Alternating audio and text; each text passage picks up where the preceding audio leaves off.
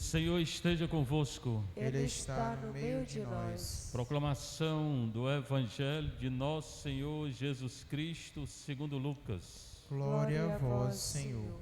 Naquele tempo vieram algumas pessoas trazendo notícias a Jesus a respeito dos galileus que Pilatos tinha matado, misturando seu sangue com o dos sacrifícios que ofereciam.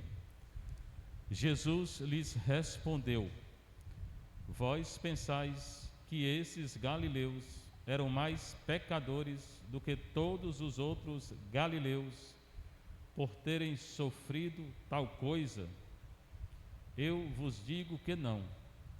Mas se vós não vos converterdes, ireis morrer todos do mesmo modo.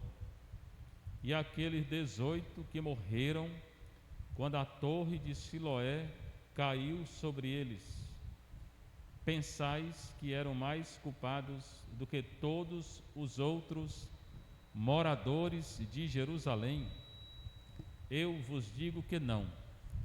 Mas se não vos converterdes, ireis morrer todos do mesmo modo.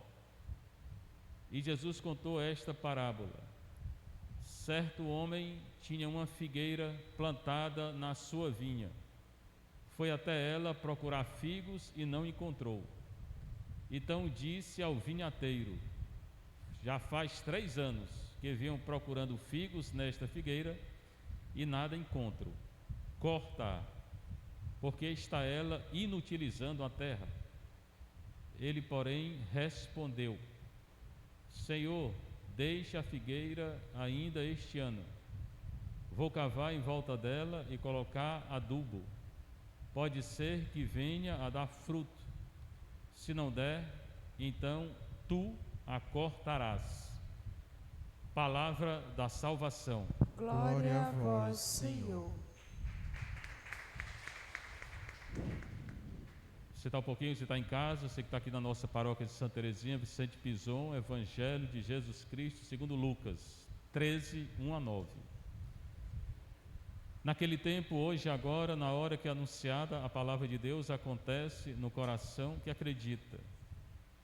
Vieram algumas pessoas vieram trazer notícia a Jesus.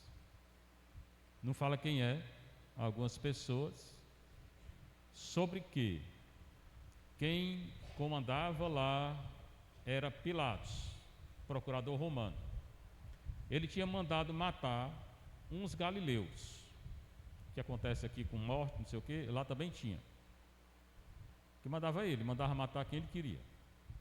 Galileu que morava no norte, na Galileia. Então, não fala o motivo.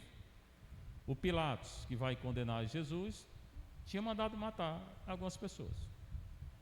Não diz qual é o motivo. Misturando seu sangue com o dos sacrifícios que ofereciam. Eram os judeus, se oferecia sacrifício. E misturavam, então misturou o sangue deles com o sangue do sacrifício. Muito bem. Aí foram dizer para Jesus. Na certa, queriam que Jesus dissesse: oh, que pena. Jesus não disse, né? Pelo contrário, ele vai dizer outra coisa. Jesus lhe respondeu: vocês estão pensando que esse povo que morreu eram mais pecadores do que vocês? Ou do que os outros galileus? Ou que outras pessoas? Porque eles morreram assim de modo violento? Vocês estão pensando que eles são mais pecadores do que vocês? Não, não quer dizer não. Tem gente que pensa, quando acontece aí uma tragédia, foi castigo de Deus. Quem disse que foi castigo de Deus? Onde é que está escrito que foi castigo de Deus?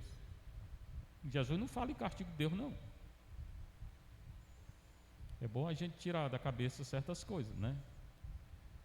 Mas ele vai também além. Então, por que foi? Ele não disse por que foi, mas ele deixa a gente, ele manda a gente prestar atenção. Se vocês não se converterem, ireis morrer todos do mesmo modo. Não é nada do que eles esperavam escutar de Jesus. Não sei se queriam que Jesus ficasse escandalizado, que Jesus ficasse contra Pilatos, nada disso ele ficou. Ele disse: olha, Primeiro, eles morreram, não significa que eram mais pecadores que vocês. Pode ser até que seja mais santo. Podia ser até que seja mais santo. Depois, se converta. Porque vocês podem morrer do mesmo modo. Então, quando acontece uma desgraça, seja qual for, e já começou a guerra lá, está piorando, é bom ficar atento, viu? Tem gente que morreu nesse último ataque, depois o outro vai responder, e vai aumentar, e vai entrar mais gente, e vai muita gente morrer. O que nosso Senhor está dizendo? Fique atento. Você pode morrer do mesmo modo. Mas aqui no Brasil não acontece não. Fique atento, que você pode morrer do mesmo modo. O ficar atento é se converta, confesse, comungue, que você pode morrer a qualquer momento. A guerra pode chegar aqui, ainda que não chegue, aquela desgraça que aconteceu há pouco tempo lá no sul, muita gente morreu. Então, a desgraça quer dizer o quê? Aqueles que morreram no Rio Grande do Sul eram mais pecadores do que eu? Onde é que está escrito? Podia ter gente santa lá. Mas eu tenho que me converter. Por quê? Porque eu posso morrer a qualquer momento. Posso morrer hoje, amanhã, depois, daqui a 2 dias, daqui a 1 mês. Jesus chamou para conversão. Não julgou quem morreu, como nós fazemos muitas vezes, nem disse que era castigo de Deus, nada disso ele disse. Tem muita coisa que se chama de castigo de Deus, o culpado somos nós, não tem nada a ver com Deus não. Somos nós que procuramos as coisas. E muita gente bota para Deus, né? E dá outro exemplo. Tinha uma torre lá de Siloé, aqui tem um Siloé, né? Ali embaixo tem 2 Siloé aqui, né? Aí tinha uma torre, essa torre caiu, tinha gente embaixo, uma torre caiu sobre as pessoas e matou 18.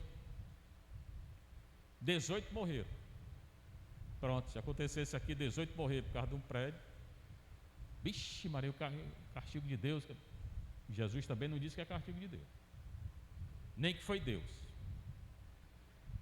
É o mesmo raciocínio. Vocês pensam que aqueles que morreram são mais culpados que vocês? São não. São não. Se convertam, vai dizer de novo, você pode morrer do mesmo jeito. Então, está mandando a gente, nós nos prepararmos para a morte, né? Nos prepararmos. O melhor preparo é se confessar, não pecar, comungar, rezar, adorar. Esse é o melhor preparo. Porque se morrer em pecado, irmão, você pode ser o mais santo do mundo, você vai responder. Eu, o Papa, seja quem for. Seja quem for. Maria não, porque não pecou nem Jesus. Os outros, morreu um pecado bem pequenininho, vai responder. Confesse antes. Lute antes, que você vai responder. Aí no céu vai direto? Não, vai purgatório. Que já é muita coisa, né? Porque chegando no purgatório, no inferno não vai. E se morrer na impenitência e não quer saber de Deus, aí vai para o inferno mesmo. Então a leitura são essas, a primeira parte, e tem uma segunda parte aqui. Está mandando a gente se converter, porque as desgraças podem acontecer a qualquer momento. E a maioria das pessoas, tá escutando aí o barulho, né? Não quer saber de conversão, porque se não respeita a igreja, vai respeitar o quê? Quem não respeita um templo, para mim não respeita nada. Então ele diz: se não vos converterdes, ireis morrer todos do mesmo modo. Isso é todos, para nós. Não coloca exceção em ninguém. E depois agora conta outra história. Jesus contou esta parábola. Aí falou assim: um homem tinha uma figueira. Aqui, se fosse no Ceará, era cajueiro, manga. Hoje nós tivemos no sítio lá da confraria, né? Muita fruta lá. Ata, tem tangerina, tinha outro lá, como é? Que a mamãe gosta, saputi. Se fosse aqui, falava isso. Lá era figueira. Por quê? Porque tinha figo. Um homem tinha uma figueira, só uma. Essa figueira estava plantada na vinha dele. Então, ele tinha uma vinha, uva, e na vinha tinha uma figueira. Certo. Um dia ele foi procurar figos, figueira dá figo. Cada minha avó tinha uma figueira boa. Não encontrou figo. Aí o dono da vinha disse ao trabalhador: faz 3 anos que eu venho aqui todo dia procurar figo e não encontro. Pode cortar essa figueira. Pega aí um machado, um serrote, seja lá o que for, derruba essa figueira. Né? Ela está inutilizando a terra. E o trabalhador, né, disse: Senhor, deixa a figueira ainda esse ano. Vou cavar em volta dela, colocar adubo. Lá no Paraná, que eu morei 6 anos no mosteiro, tinha macieira, tinha que ir tratada a macieira. Porque lá era frio, tinha que abrir os galhos. A gente que abria os galhos, com o negócio lá, botava uns pedaços de pau para abrir os galhos, para entrar o sol, tinha pouco sol. Tinha que botar um negócio lá para as formigas não subir.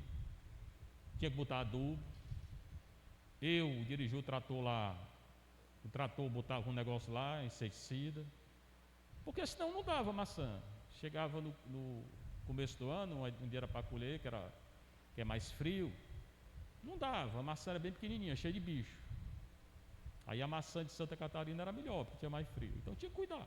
Ele está dizendo aqui: deixa a figueira esse ano, vou cavar em volta, colocar adubo. Pode ser que venha dar fruto. Se não der, aí tu vai cortar. E essa parábola então está dizendo o quê? A primeira é para a gente se converter. Primeira história. As 2 primeiras histórias não são parábolas, foram coisas que aconteceram. Aqui é uma parábola. O que Jesus está querendo ensinar com isso? Aqui é a paciência, né? A perseverança. São 2 coisas diferentes aqui no Evangelho de hoje. Paciência, não está dando fruto, pode ser que no próximo ano dê. Não está falando de figueira, não. Está falando de nós. Embora, se você ligar a primeira leitura, a primeira parte, é bom você começar a dar fruto. Ele mandou se converter.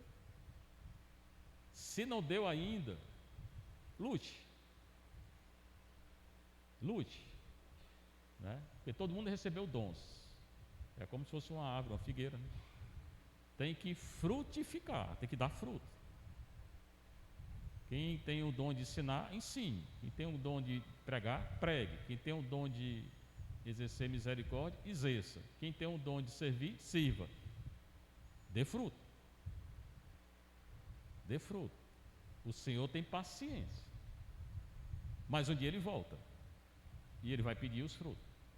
Né? Então, se você ligar uma leitura com a outra, sim, Jesus tem paciência? Tem. Até a segunda vinda dele, você vai ter tempo para entregar. E quando eu digo você, sou eu, todo mundo. Né? Para entregar os frutos. Mas eu não sei quando é que Ele vai voltar. Se voltar hoje. Se voltar amanhã, nós estamos preparados? Né? Ou se eu, mesmo que Ele não volte, se eu morrer hoje, né? Descer daqui, 9h30, 10 horas, aí pronto, morreu. Estou preparado? Não sei. Né? Então é bom me preparar. Ficou entendido ou não? Quando lê, procure entender. Se não entendeu, leia de novo e peça a Jesus que lhe explique. É assim que a gente estuda a Bíblia. Aí tem a carta de Paulo aos Efésios, né? 4, 7 a 16. Irmãos, irmãs, eu falei que cada um tem dons. Ele vai falar isso de uma maneira diferente. Cada um de nós recebeu uma graça, ou mais de uma. Mesma coisa que eu falei.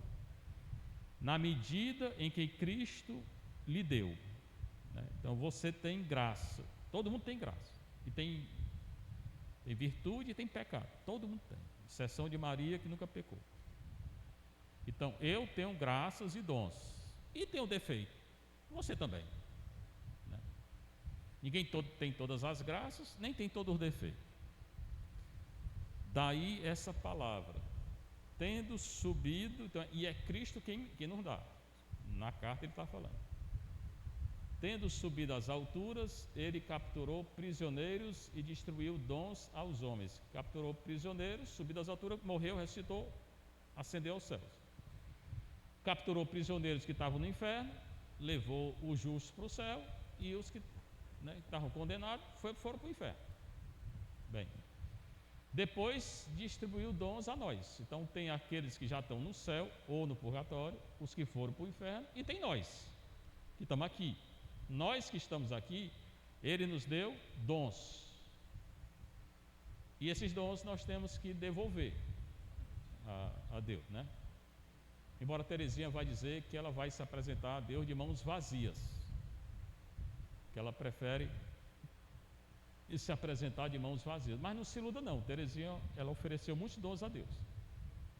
O maior dom que ela foi Marte, né? Ela se ofereceu como Marte, e ela morreu como Marte.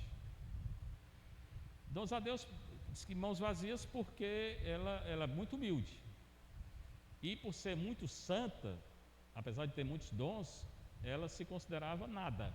Os santos são assim, por mais santos que eles são, eles acham que não são nada. Teresa de Calcutá, a mesma coisa. Escreveram muito sobre Teresa de Calcutá, eu estive lá com as irmãs dela, tem uma relíquia de primeiro grau dela, é rara essa relíquia. E no livro que ela escreveu, ela só escreveu um livro, embora muita gente escreveu sobre ela. No livro que ela escreveu, eu era muito impressionado, e sou, tanto que ela é patrona da confraria. A confraria tem 3 patronos: Nossa Senhora do Carmo, Padre de São Pio e Teresa de Calcutá. No livro ela diz assim: eu era impressionado com o sorriso dela, aquela velhinha feinha para se danar, né? Bem magrinha. Feinha era, vai dizer que é bonita? Não era bonita, bem feinha, né? Assim, né? Também não falava essas coisas todas, né? Ela ia para a ONU, gente muito inteligente, ela pegava o microfone, aí falava contra o aborto, mas não tinha aquele discurso, mas tinha um sorriso que eu ficava impressionado. O que é que essa irmã ri tanto? Toda hora ela tinha um sorriso no rosto. Eu dizia, essa mulher é muito feliz. Aí fui ler o livro, e ela fala do sorriso dela no livro. Se vocês pensam que eu, quando sorrio, sou muito feliz, não é isso não. O que eu sinto é a pobreza dos pobres, é a depressão dos pobres, eu sinto a tristeza dos pobres, o abandono dos pobres, mas eu quero sorrir. Eu sorrio para agradar a Nosso Senhor. Estou sentindo nada não. Aí eu disse, essa mulher é santa. Ela não está sorrindo para agradar ninguém não, para agradar a Deus. Na hora do sorriso, ela estava sentindo o abandono dos pobres, que ela servia toda hora. E era pobre mesmo, era gente que estava morrendo no meio da rua da Índia, pior do que aqui. Aqui também tem situação difícil, mas lá era bem mais difícil naquela época. Gente com lepra. Eu fui uma vez no leprosário, ela não foi uma vez não, ela foi milhares de vezes. Fui uma vez, cuidado, você pode pegar, né? Se eu estiver aqui, né? Milhares de vezes ela foi para o leprosário. Então ela sentia o abandono que os pobres sentem. Uma pessoa que vive na rua aí, olha para os olhos da pessoa, você vê medo, desespero, abandono, tudo isso você vê nos olhos. Pode prestar atenção, a gente tem medo de olhar nos olhos dos outros. Eu olho nos olhos. Então ela sentia isso e ela sorria. Primeiro porque era a vocação dela, servir os pobres. Depois que ela queria agradar a Deus. Isso é santo. Não é fingimento não, é ser santo. Como Teresinha, que também ela disse que vai se apresentar de mãos vazias, não se apresentou de mãos vazias, porque foi Marte, mas é isso, os santos eu acho que não são nada. E não são nada mesmo não, Jesus não disse que nós somos inúteis, nós somos inúteis, servos inúteis, né? Não adianta se orgulhar não. Mas Deus distribuiu dons a nós, você tem dom, né? Você tem que descobrir qual é o seu dom e dom é uma coisa boa, e frutificar. Ele subiu, está falando, ele subiu às alturas, ele subiu. Aí Paulo agora vai entrar no discurso mais teológico. O que significa subir? Senão que ele desceu também às profundezas da terra. Jesus que subiu aos céus depois da ressurreição, primeiro ele morreu. E, segundo os santos, ele quando morreu desceu até o inferno, que não é o inferno, é o Sheol, que os judeus falavam, tirou de lá o pessoal do Antigo Testamento. Quem foi julgado ir para o céu, ele levou. Quem foi condenado, ficou lá mesmo. Aí tem gente, então o que ele está falando? Do sofrimento. Para a gente alcançar o céu, tem que morrer, tem que sofrer. Aí tem gente que não aceita o sofrimento, porque não entende a religião. Não entende a religião. Muita gente está aí na missa do aterro, né? Chamaram os padres tudinho para ir para a missa do aterro. A minha obrigação é estar aqui, não é na missa do aterro. Aí vai, reza, pede para ser curado. Você vai ser curado se Deus quiser. Se Deus não quiser, você não vai ser curado. Tem doença que me leva para perto de Deus. Mais ainda. As pessoas só pensam em ser curado, de tudo. Se Deus não quiser curar. Porque hoje eu estava falando na confraria, às vezes é curado, se afasta de Deus, esquece. Então é melhor não ser curado. O sofrimento faz parte de quem tem fé, né? Não é que eu devo procurar o sofrimento, mas se o sofrimento vem como permissão de Deus, também não é que Deus queira que eu sofra, não existe esse Deus não. Mas se Ele permite o sofrimento para que eu seja salvo, ou eu salve outros, pode mandar, né? E segure na fé. Aquele que desceu, morreu, é o mesmo que subiu, mais alto do que todos. Jesus está mais alto que tudo, porque Jesus é Deus. Mais alto que anjo, que santo, que tudo. Jesus é Deus. O judeu diz que o céu tem 7 moradas. Jesus está. Ele não acredita em Jesus, mas se tem 7 moradas, ele está na última, mais alto, né? A fim de encher o universo. Ele encheu o universo todo, ele plenificou o universo. Porque Jesus é Deus, né? Não vou dizer que ele é tudo, né? É mais do que tudo, é Deus. É tudo, é Deus. Foi ele quem instituiu alguns como apóstolos. Agora ele vai falar nesses dons, que na verdade são carismas, que está aqui e está na carta aos Coríntios. Lá está na carta aos Gálatas também, né?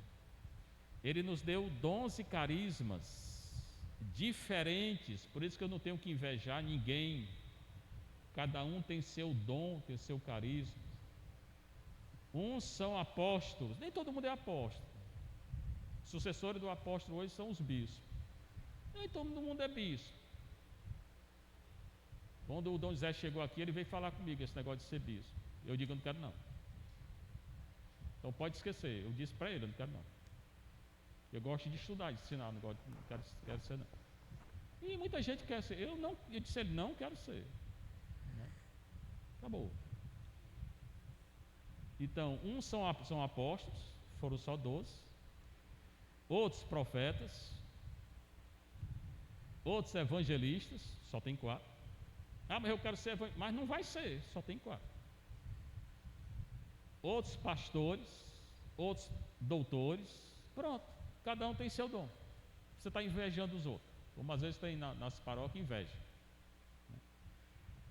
Assim ele capacitou os santos para o ministério. O ministério, cada um tem o seu ministério na igreja, para edificar o corpo de Cristo. O corpo de Cristo é a igreja. Cada um tem seu dom. Você está invejando os outros. Até que cheguemos todos juntos à unidade da fé. A igreja é uma só. Nós temos que viver em unidade. Quem não quer viver unidade, não venha para a igreja. E do conhecimento do Filho de Deus, vivendo em unidade, com o dom que Deus me deu, ou mais de um, pode ter mais de um, você vai conhecer a Deus. Conhecimento que não é só intelectual, é conhecimento da experiência. Você vai experimentar quem é Deus.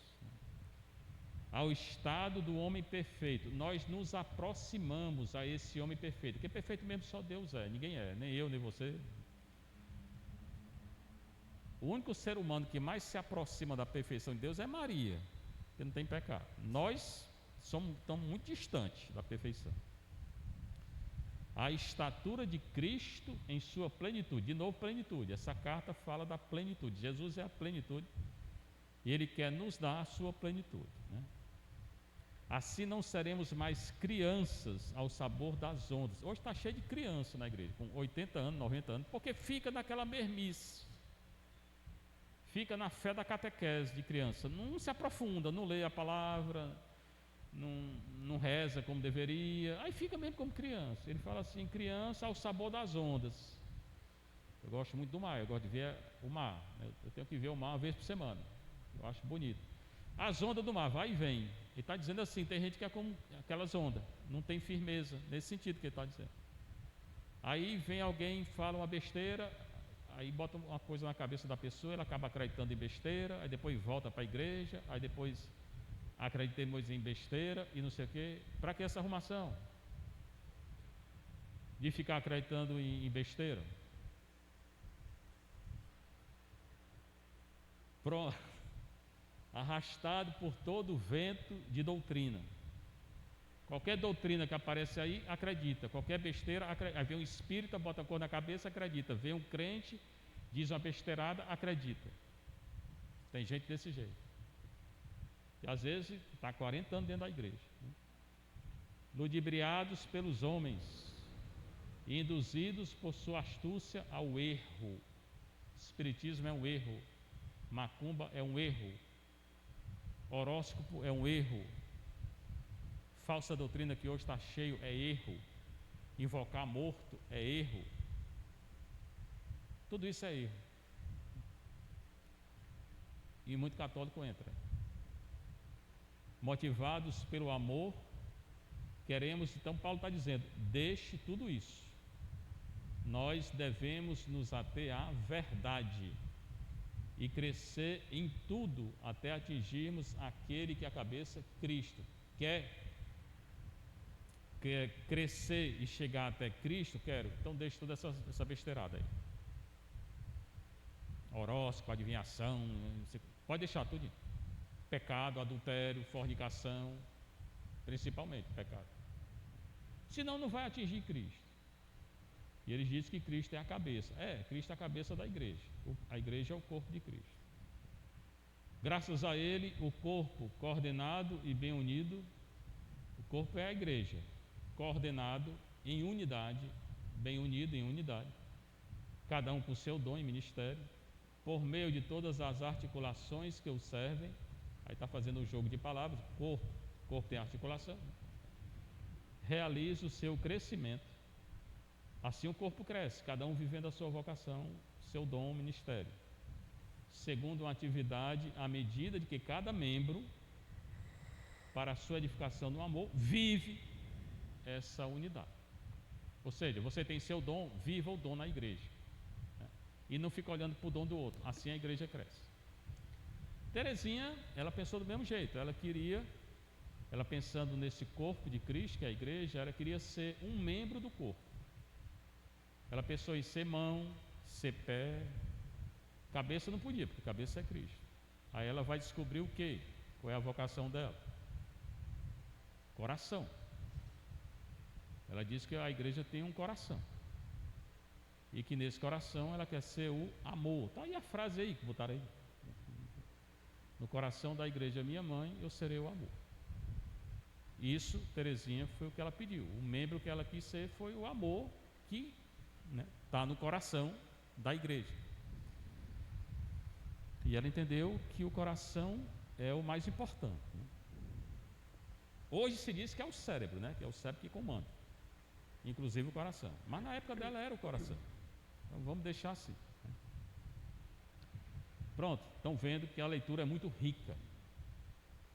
E estão vendo também que a gente não consegue entender tudo isso de uma hora para outra, né? Eu também não entendia não. Mas faz 42 anos que eu leio a Bíblia todo dia. Então, eu procurei entender. Faça a mesma coisa. Já li ela toda 13 vezes, do início ao fim. Leia também, 13, 14, 15, 20. Leia mais do que eu li. Aí vocês vão entender. Mas se não ler, não vai não. Seja louvado nosso Senhor Jesus Cristo. Para sempre seja louvado, Nossa Mãe Maria Santíssima.